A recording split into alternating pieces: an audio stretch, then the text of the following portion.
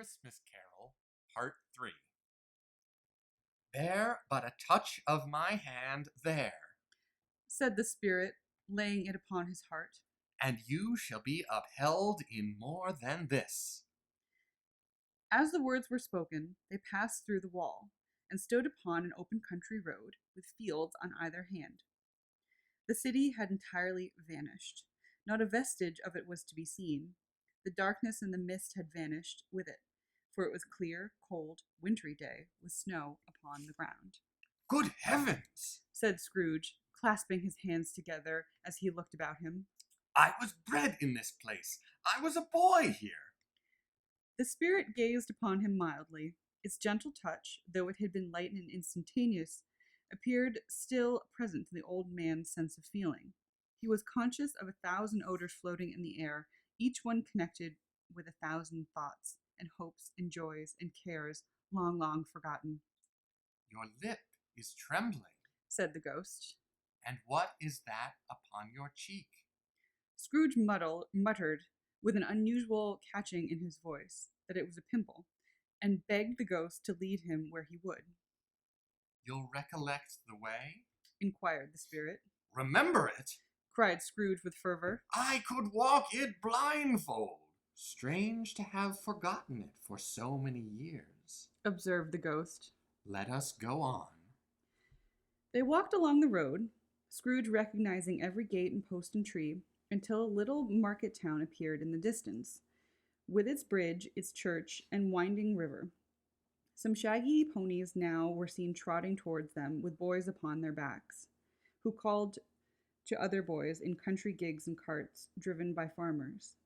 All these boys were in great spirits, and shouted to each other until the broad fields were so full of merry music that the crisp air laughed to hear it.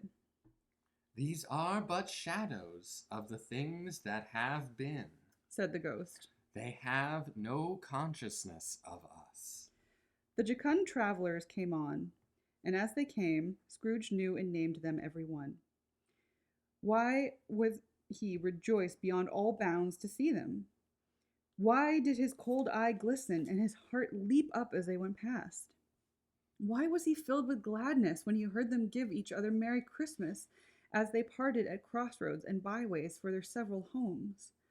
What was Merry Christmas to Scrooge? Out upon Merry Christmas! What good had it ever done him? The school is not quite deserted, said the ghost. A solitary child, neglected by his friends, is left there still. Scrooge said he knew it, and he sobbed. They left the high road by a well-remembered lane, and soon approached a mansion of dull red brick, with a little weathercock-surmounted cupola on the roof, and a bell hanging in it.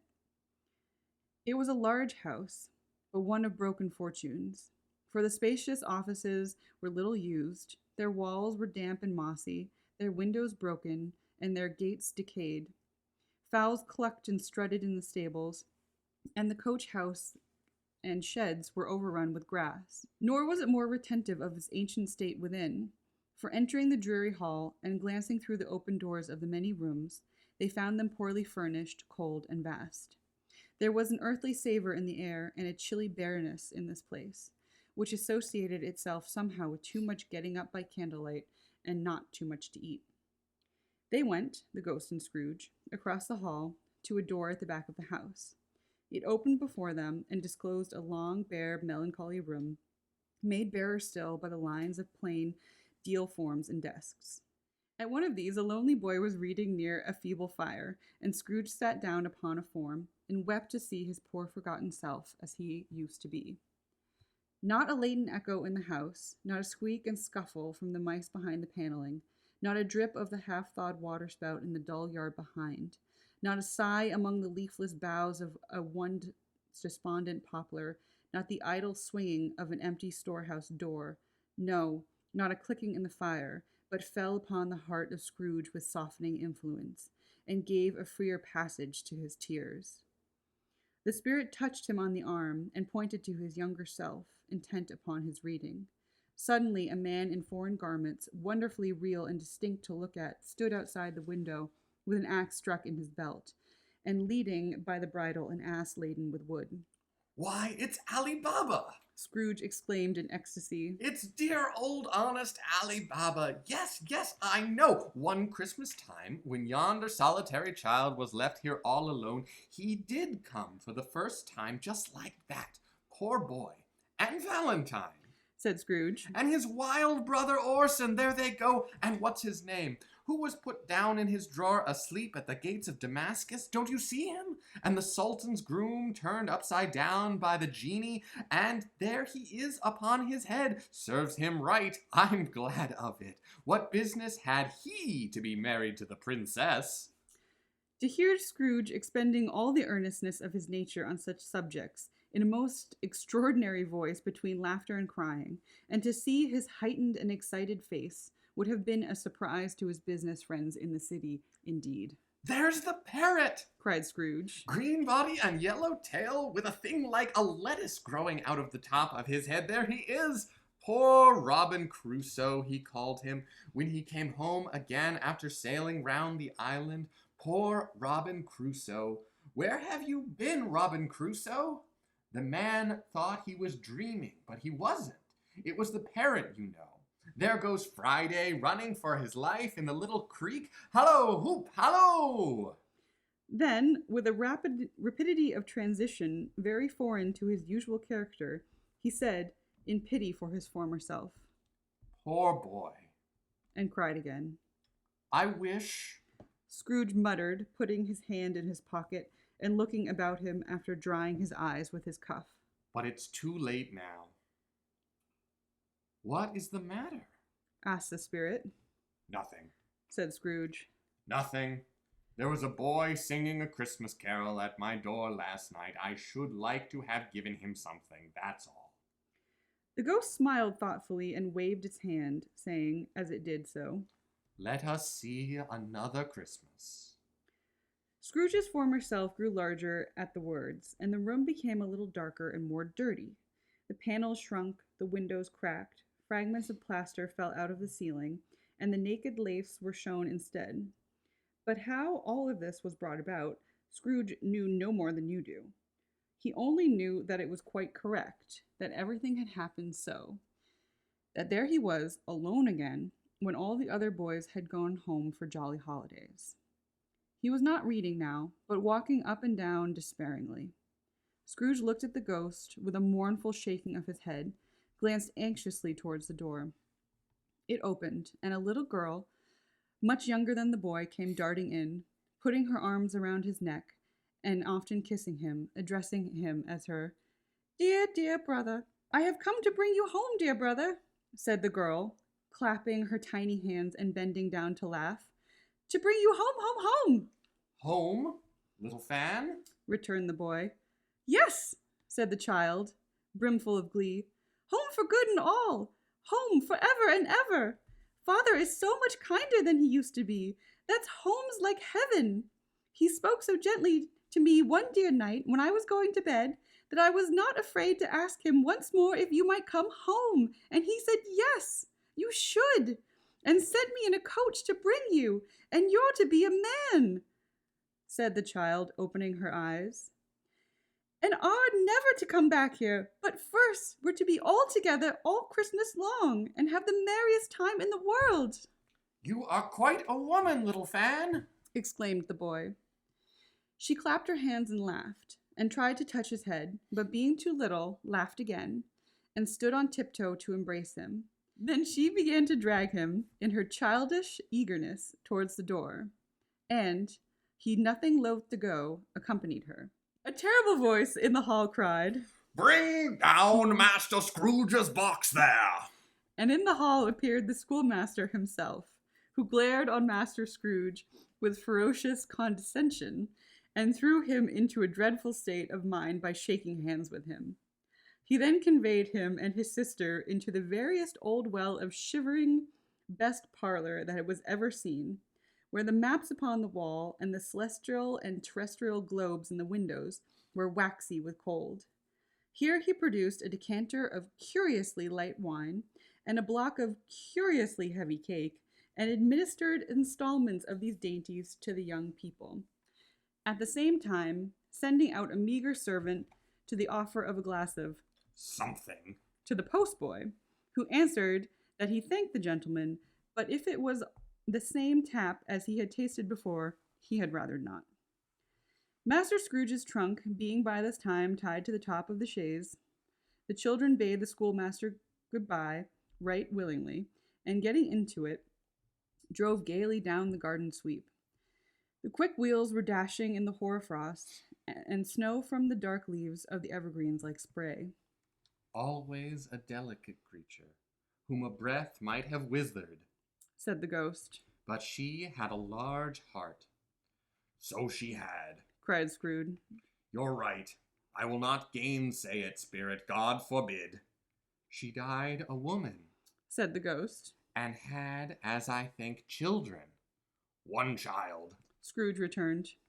True, said the ghost. Your nephew. Scrooge seemed uneasy in his mind and answered briefly, Yes.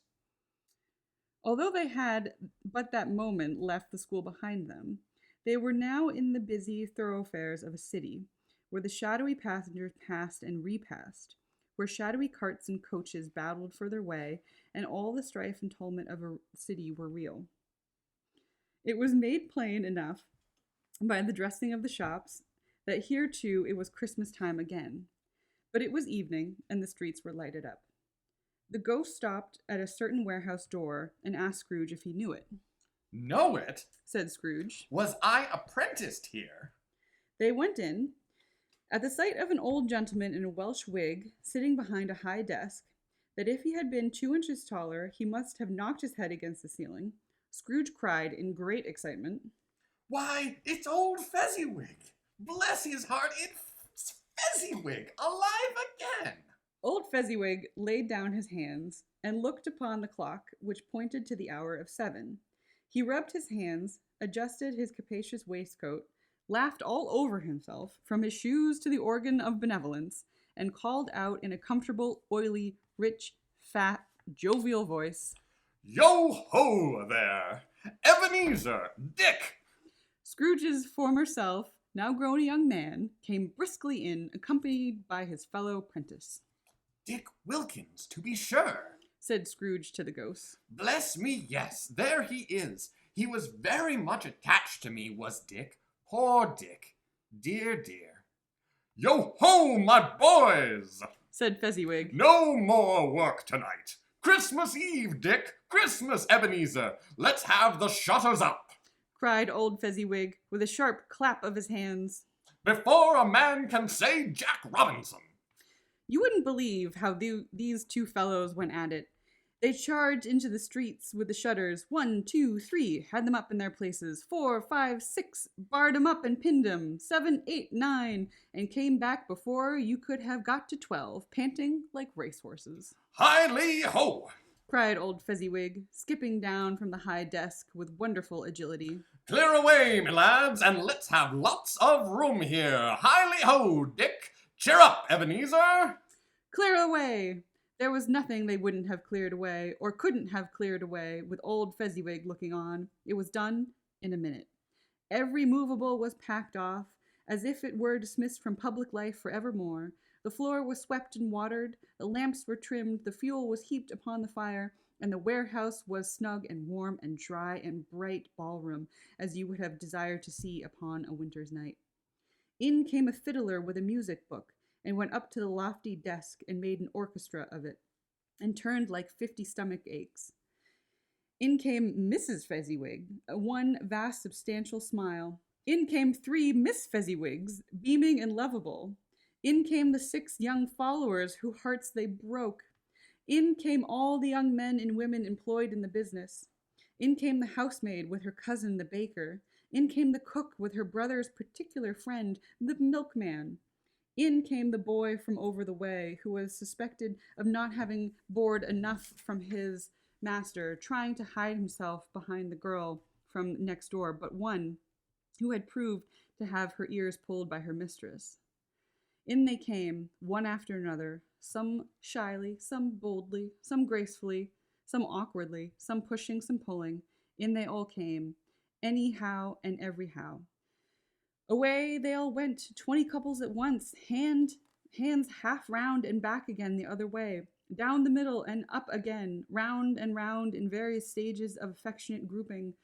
Old top couple always turning up in the wrong place, new top couple starting off again as soon as they got there, all top couples at last, and not a bottom and one to help them.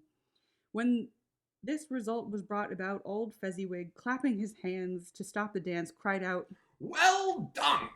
and the fiddler plunged his hot face into a pot of porter especially provided for that purpose. But scorning rest upon his reappearance, he instantly began again, though there were no dancers yet, as if the other fiddler had been carried home exhausted on a shutter. And there were more dances, and there were forfeits, and more dances, and there was cake, and there was negus, and there was a great piece of cold roast, and there was a great piece of cold boiled, and there were mince pies and plenty of beer. But the great effect of the evening came after the roast and boiled, when the fiddler, an artful dog mind, the sort of man who knew his business better than you or I could have told him, struck up Sir Roger de Coverley. Then old Fezziwig stood out to dance with Mrs. Fezziwig. Top couple, too, with a good stiff piece of work cut out for them, 3 or 4 and 20 pair of partners, people who were not to be trifled with, people who would dance and had no notion of walking. But if they had been twice as many, 4 times, old Fezziwig would still have been a match for them, and so would Mrs. Fezziwig.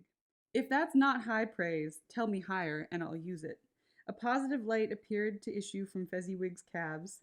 They shone in every part of the dance like moons. You couldn't have predicted at any given time what would become of them next. And when old Fezziwig and Mrs. Fezziwig had gone all through the dance, advance and retire, both hands to your partner, bow and curtsy, corkscrew, thread the needle, and back again to your place, Fezziwig cut so deftly that he appeared to wink with his legs, and came upon his feet again without a stagger. And when the clock struck 11, this domestic ball broke up. Mr. and Mrs. Fezziwig took their stations, one on either side of the door, and shaking hands with every person individually as he or she went out, wished him or her a Merry Christmas. When everybody had retired but 2 prentices, they did the same to them, and thus the cheerful voices died away, and the lads were left to their beds, which were under the counter in the back shop. During the whole of this time, Scrooge had acted like a man out of his wits. His heart and soul were in the scene, and with his former self. He corroborated everything, remembered everything, enjoyed everything, and underwent the strangest agitation. It was not until now, when the bright faces of his former self and Dick were turned from them, that he remembered the ghost, and became conscious that it A was, small matter said the ghost, to make these silly folks so full of gratitude. Small? Echoed Scrooge. The spirit signed to him to listen to the 2 apprentices, who were pouring out their hearts in praise of Fezziwig, and when they had done so, said, Why, is it not? He has spent but a few pounds of your mortal money, 3 or 4, perhaps. Is that so much that he deserves this praise? It isn't that, said Scrooge, heated by the remark, and speaking unconsciously like his former, not his latter self. It isn't that, Spirit. He has the power to render us happy or unhappy, to make our service light or burdensome, a pleasure or a toil. Say that his power lies in words and looks, in things so slight and insignificant that it is impossible to add and count 'em up. What then? The happiness he gives is quite as great as if it cost a fortune. He felt the spirit's glance and stopped. What's the matter? Asked the ghost. Nothing particular. Said Scrooge. Something, I think. The ghost insisted. No. Said Scrooge. No. I should like to be able to say a word or two to my clerk just now. That's all. His former self turned down the lamps as he gave utterance to a wish, and Scrooge and the ghost again stood side by side in the open air. My time grows short, observed the spirit. Quick. This was not addressed to Scrooge, or to anyone whom he could see, but it produced an immediate effect. For again Scrooge saw himself. He was older now, a man in the prime of life. His face had not the harsh and rigid lines of latter years, but it had begun to wear the signs and care of avarice. There was an eager, greedy, restless motion in the eye, which showed the passion that had taken root, and where the shadow of the growing tree would fall.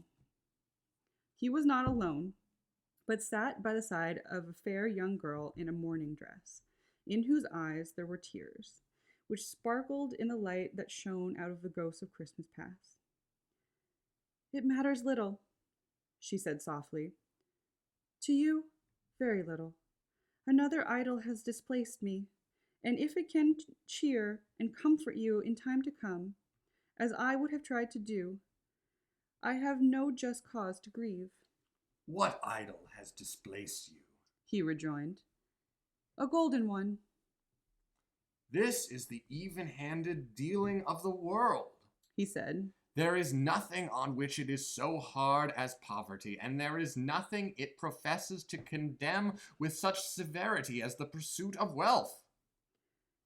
"You fear the world too much," she answered gently. "All your hopes have merged into the hope of being beyond the chance of its sordid reproach. I have seen your noble aspirations fall off one by one until the master passion gain engrosses you. Have I not?" "What then?" he retorted. "Even if I have grown so much wiser, what then? I am not changed towards you." She shook her head. "Am I?" "Our contract is an old one. It was made when we were both poor and content to be so, until, in good season, we could improve our worldly fortune by our patent industry. You are changed. When it was made, you were another man," "I was a boy." he said impatiently. "Your own feeling tells you that you were not what you are," she returned. "I am. That which promised happiness when we were one in heart is fraught with misery now that we are two. How often and how keenly I have thought of this. I will not stay. It is enough that I have thought of it and can release you." "Have I ever sought release?" In words, no, never. "In what, then?" In a changed nature, in an altered spirit, in another atmosphere of life, another hope at its great end, in everything that made my love of any worth or value in your sight. If this had never been between us," said the girl, looking mildly but with steadiness upon him, "tell me, would you seek me out and try to win me now? Oh, no." He seemed to yield to the justice of the supposition in spite of himself, but he said with a struggle, "You think not?" "I would gladly think otherwise if I could," she answered. "Heaven knows! When I have learned a truth like this, I know how strong and irresistible it must be. But if you were free today, tomorrow, yesterday, can even I believe that you would choose a dowerless girl? You who, in your very confidence with her, weigh everything by gain? Or choosing her, if for a moment you were false enough to your one guiding principle to do so? Do I not that your repentance and regret would surely follow? I do, and I release you with a full heart for the love of him you once were." He was about to speak, but with her head turned from him, she resumed, "You may. The memory of what is past half makes me hope you will have pain in this. A very, very brief time, and you will dismiss the recollection of it gladly as an unprofitable dream from which it happened well that you awoke. May you be happy in your new life that you have chosen." She left him and parted. "Spirit," said Scrooge, "show me no more. Conduct me home. Why do you delight to torture me?" "One shadow more." exclaimed the ghost. "No more!" Cried Scrooge. "No more! I don't wish to see it! Show me no more!" But the relentless ghost pinioned him in both arms and forced him to observe what happened next. They were in another scene and place, a room, not very large or handsome, but full of comfort. Near to the winter fire sat a beautiful young girl, so like the last that Scrooge believed it was the same, until he saw her, now a comely matron, sitting opposite her daughter. The noise in this room was perfectly tumultuous, for there were more children there than Scrooge in his agitated state of mind could count, and unlike the celebrated herd in the poem, they were not 40 children conducting themselves like one, but every child was conducting itself like 40. The consequences were uproarious beyond belief, and no one seemed to care. On the contrary, the mother and the daughter laughed heartily and enjoyed it very much. And the latter, soon beginning to mingle in the sports, got pillaged by the young brigades most ruthlessly. What would I not have given to be one of them? Though I never could have been so rude, no, no. I wouldn't for all the wealth of all the world have crushed that braided hair or torn it down, and for the precious little shoe I wouldn't have plucked it off, God bless my soul, to save my life. As to the measuring her waist in sport as they did, bold young brood, I couldn't have done it.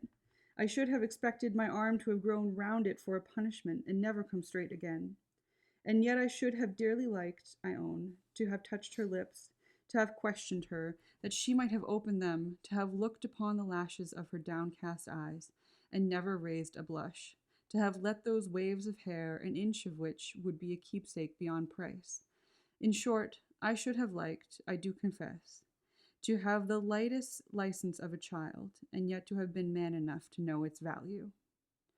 But now a knocking at the door was heard, and such a rush immediately ensued that she with the laughing face and plundered dress was borne towards it in the center of a flushed and boisterous group, just in time to greet the father, who came home attended by a man laden with Christmas toys and presents.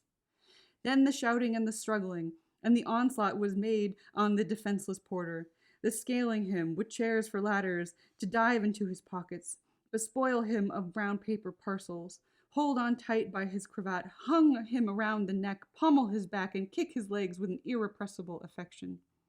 The shouts and wonders of delight with which the development of every package was received.